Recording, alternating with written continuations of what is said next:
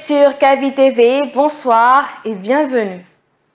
L'Union des forces démocratiques de Guinée a célébré ce samedi les 16 ans de leadership de Cellou Dalein Diallo à la tête du parti devant des militants, sympathisants et des invités venus de plusieurs formations politiques. Fodéoussou Fofana, vice-président de l'UFDG, a profité de l'occasion pour appeler ses pairs à une unité d'action.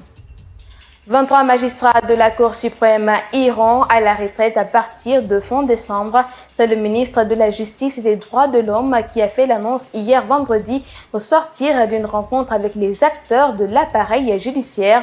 Alphonse Charles White compte aussi relancer le dossier Air Guinée à travers l'envoi d'une commission rogatoire au Sénégal pour attendre Cellou Dalein Diallo, leader de l'UFDG. Et puis, un grave incendie consume un bâtiment et son contenu.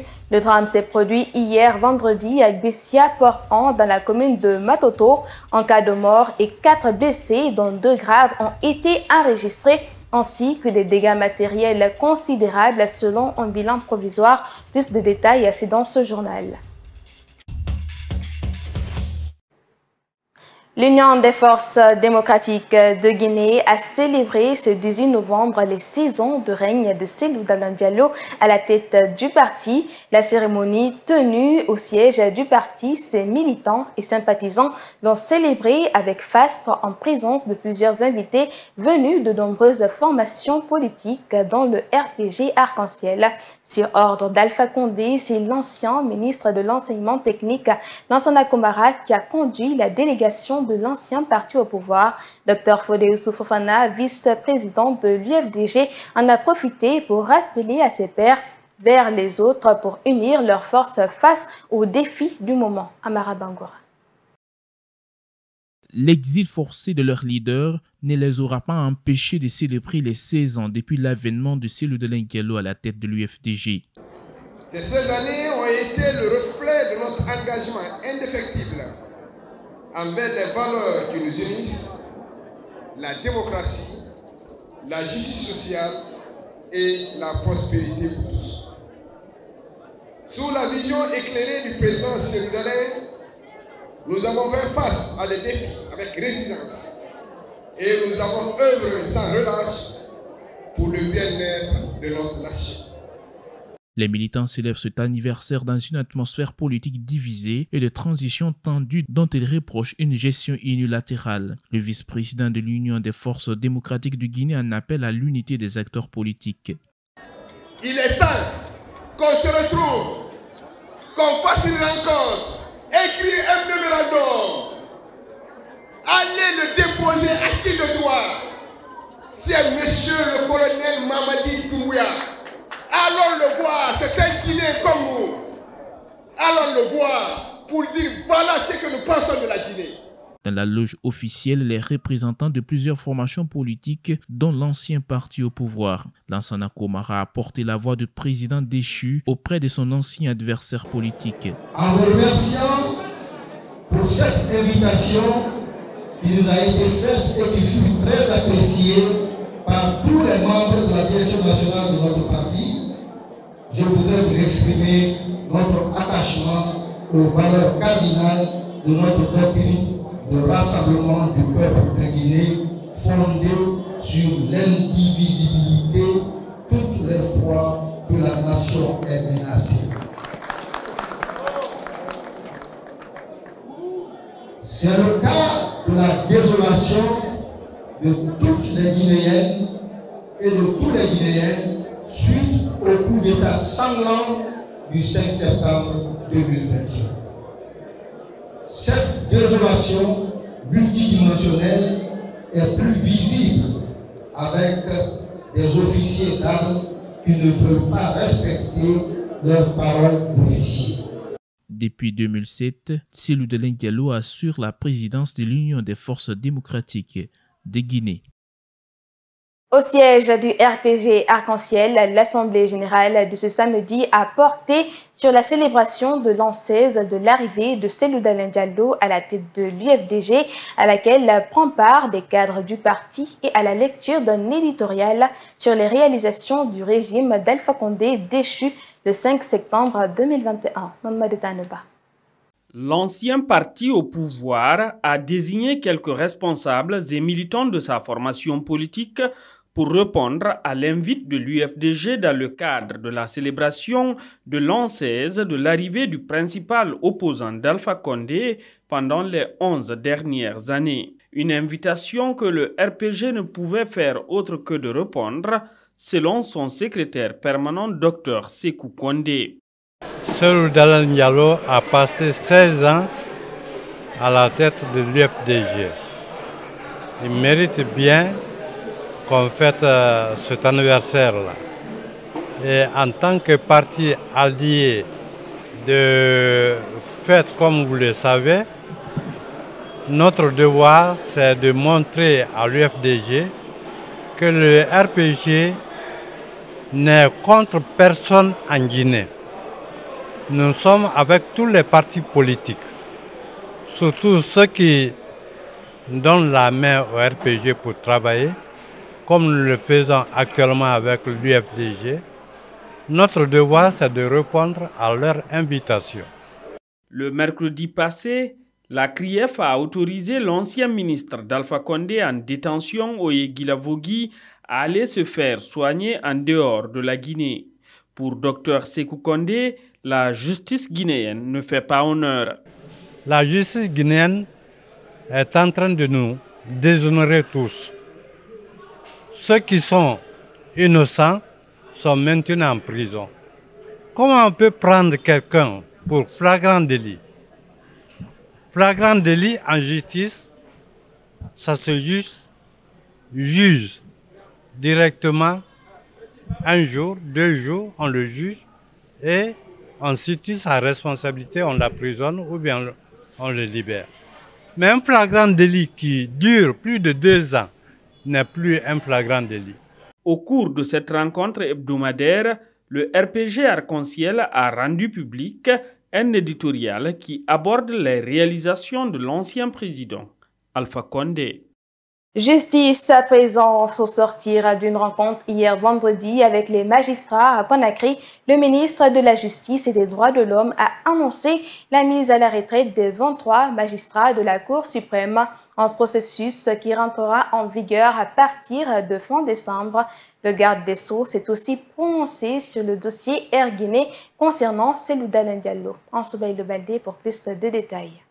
Une bonne nouvelle pour certains et la mauvaise pour d'autres. En tout cas, le ministre de la Justice et des Droits de l'Homme annonce la mise à la retraite de 23 magistrats de la Cour suprême à partir de la fin de l'année 2023. À partir du 31 décembre 2023, vous aurez 23 magistrats de la Cour suprême qui seront mis à la retraite.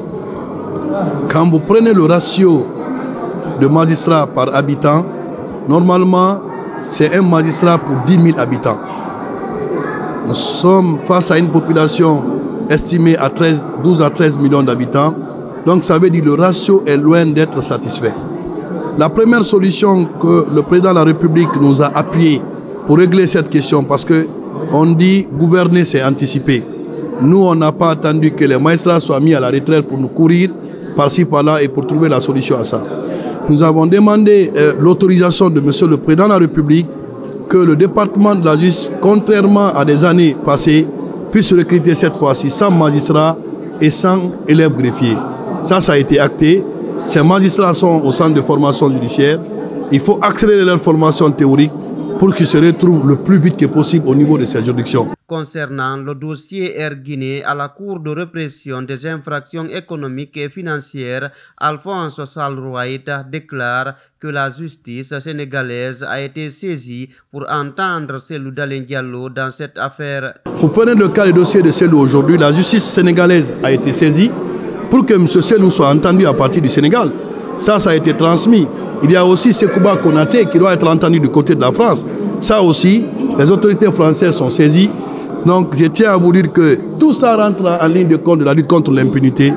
On n'accuse personne, tout le monde bénéficie de la présomption d'innocence, mais partout où vous êtes, sachez qu'aujourd'hui la justice guinéenne a la capacité de vous entendre parce que le monde est devenu un village planétaire. Vous ne pouvez pas trouver refuge dans un pays et qu'on ne vous demande le compte quand la justice guinéenne vous saisit, c'est très clair. Toutes ces annonces ont été faites au sortir de la rencontre entre le ministre de la Justice et les acteurs de l'appareil judiciaire du pays.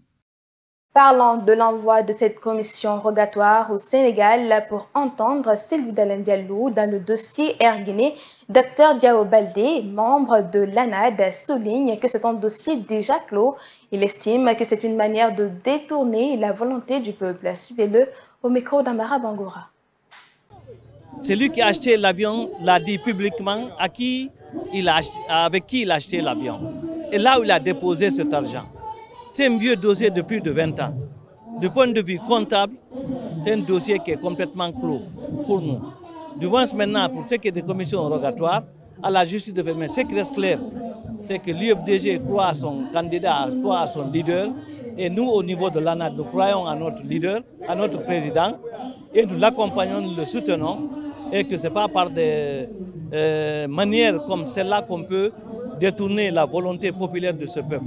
Le peuple veut qu'il y ait des élections libres et transparentes, qu'il y ait une transition, que la justice soit une justice équitable pour tout le monde, mais ce n'est pas une justice qui est guidée.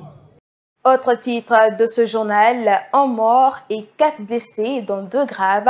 C'est le bilan d'un incendie survenu dans la nuit du vendredi à samedi à Gbessia-Port-An dans la commune de Matoto. Un bâtiment et son contenu sont partis en fumée, enregistrant des dégâts matériels importants. Un court-circuit serait à l'origine du drame selon des témoins. Notre reporter Mama Isetatawela Camara est sur les lieux pour le constat. Suivez son reportage. Il s'agit de cette jeune fille de 10 ans, du nom de Mabinti, qui a péri dans cet incendie survenu aux environs de 4 heures du matin à Gbessia-Port-1. Dans cette maison, presque rien n'a été sauvé. Les canapés, les lits, les bibliothèques, tout a été réduit en cendres. Selon des informations recueillies sur place, seuls les jeunes du quartier étaient sur pied pour éteindre les flammes. Il a fallu qu'ils défoncent les murs pour évacuer les blessés. L'une des victimes relate les faits. On était couchés. Vers 3 heures, le feu a jailli. Mes sœurs, qui étaient au nombre de 5, ont couru pour rentrer dans notre chambre. On n'avait nulle part où aller. Le salon était en feu. Les jeunes ont défoncé les murs de l'arrière pour nous sauver. La fille de ma jeune sœur est allée vers le salon pour ouvrir la porte. Malheureusement, elle n'a pas survécu.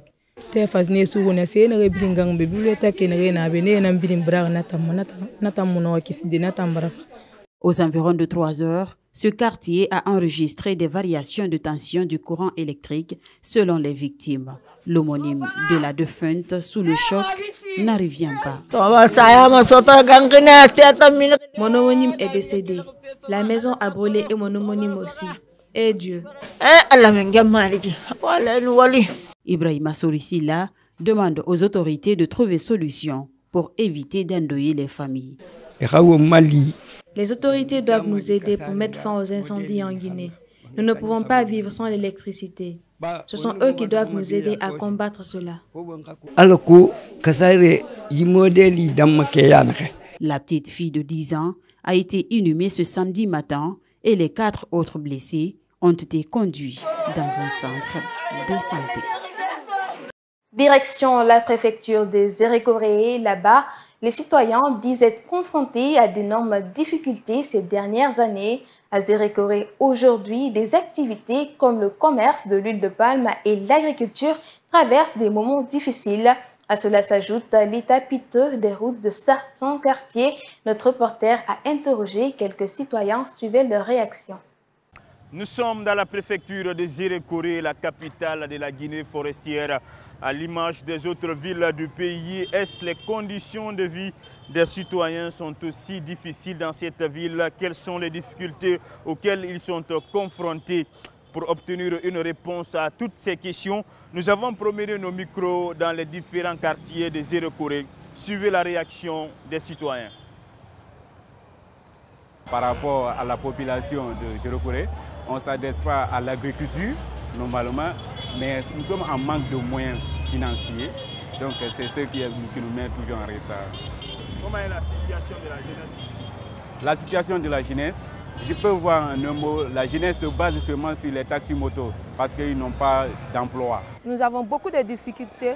Quand nous venons ici, ceux qui sont là, nos camarades qui sont là, prennent l'huile avec nous. Mais actuellement, rien ne marche. Quand tu viens avec des bidons d'huile, il n'y a pas de preneur. Les clients ne viennent plus comme avant. Avant, les clients quittaient au Sénégal, Mali, un peu partout. Mais actuellement, la frontière est fermée. C'est vraiment stagnant, ce n'est pas bon pour les enfants.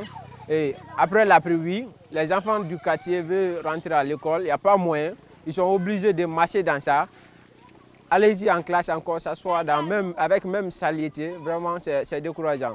Et parfois même s'il y a de la pluie, tellement les gens ne peuvent pas rentrer dans le quartier. On est obligé de dévier, de passer de l'autre côté. Il y a autre pont là-bas. Ça peut être même, si le transport pour rentrer dans le quartier doit être à 2 000, 3 000, tu es obligé de payer 7 000 ou 8 000 avant de rentrer dans le quartier.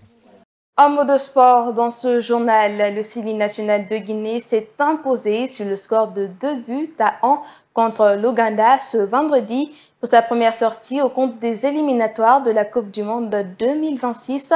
Les Poulons de Kawadiawara s'offrent une victoire à l'arraché. Mais cette prestation de l'équipe nationale rassure-t-elle?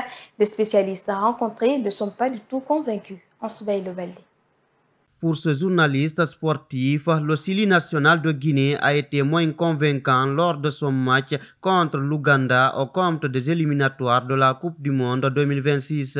Malgré sa victoire 2-1, l'équipe de Kawadiawara a fait une prestation qui mérite des améliorations selon Mamadou Mateba. En 90 minutes, on s'est rendu compte qu'il y a encore le travail à cette équipe.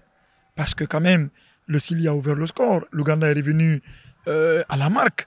Maintenant, à la 95e minute, pratiquement, il restait quelques poignées de secondes de jeu, notamment dans la rencontre, qu'on ait eu cette chance d'avoir ce coup de pied arrêté pour après mettre ce ballon au fond des filets. Je vous dis tout simplement aujourd'hui que beaucoup d'ailleurs le disent, quand vous regardez un peu la réaction de l'opinion, vous vous dites tout simplement que certes le Sili a gagné, mais celui n'a pas été séduisant. Manque d'engagement et de détermination de la part des joueurs du Sili national, ce sont les défaillances au sein de l'équipe guinéenne de football, selon ces spécialistes. Ça sera un peu trop approximatif de dire tout que le Sili va passer, le Sili ne passera pas. Parce que ce qu'il faut dire, est-ce que l'entraîneur sera en poste jusqu'à la fin des éliminatoires? C'est une question qui se pose. Mais déjà quand même, le fait de gagner cette première sortie, sur le plan de vie psychologique, c'est une très bonne chose. La Guinée aura-t-elle la chance de se qualifier pour la Coupe du Monde 2026 avec ses modèles de prestations? Notre interlocuteur ne manque pas de mots pour donner une réponse. Ceux qui connaissent des équipes auxquelles ont appartenu Massari, Fendounou ou à l'époque Titi Camara, les Salamso et tous les autres, quand le Sili jouait, c'est vrai qu'on se disait, ah ouais, c'est le Cameroun, c'était l'équipe. Mais on sentait de l'engagement. Mais est-ce que cet engagement, aujourd'hui dans cette équipe, ça existe? J'ai dit tout simplement non. La Guinée est logée dans le groupe G avec l'Algérie, l'Ouganda et le Mozambique.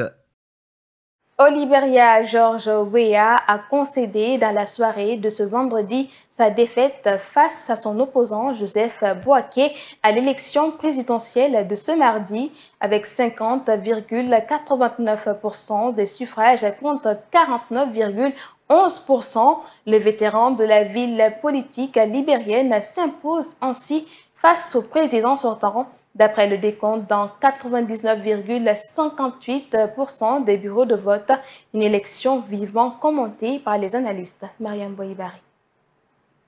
Pour ce consultant en géopolitique, cette élection présidentielle au Libéria met en lumière les crises socio-économiques qui gangrènent le pays depuis l'arrivée de la légende du football au pouvoir. Pour lui, ces élections sont donc une sanction contre le président sortant qui a récolté 49,11% des suffrages. Il estime que ce dernier n'a pas été à la hauteur des attentes de la population libérienne. J'avoue que George Weah n'a pas su honorer ses engagements parce que le pays a été confronté à un manque criard d'infrastructures sociales de base. L'indice humain de développement, notamment la santé, l'éducation, les infrastructures, n'est-ce pas, sont au plus bas du monde. Selon les données de la Banque mondiale du Programme des Nations Unies pour le développement, je pense réellement que ce sont ces différents aspects qui ont abouti à l'élection du nouveau président et à la défaite de George Weah. Une défaite que George Weah n'a pas tardé à reconnaître face aux vétérans de la vie politique libérienne. Pour Djigiba Traoré, ce dernier aura donc du pain sur la planche. À partir du moment où le président George Weah, président sortant, a organisé des élections, il les a perdus et il a appelé son challenger pour lui dire « je te félicite ».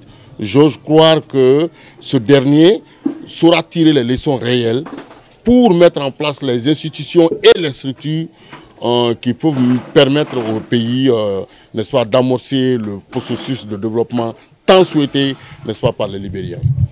À 79 ans, Joseph Boaké sera donc chargé de diriger le pays durant les 6 prochaines années. Et voilà, c'est cet élément qui met fin à ce journal. On se retrouve très bientôt sur le média du développement.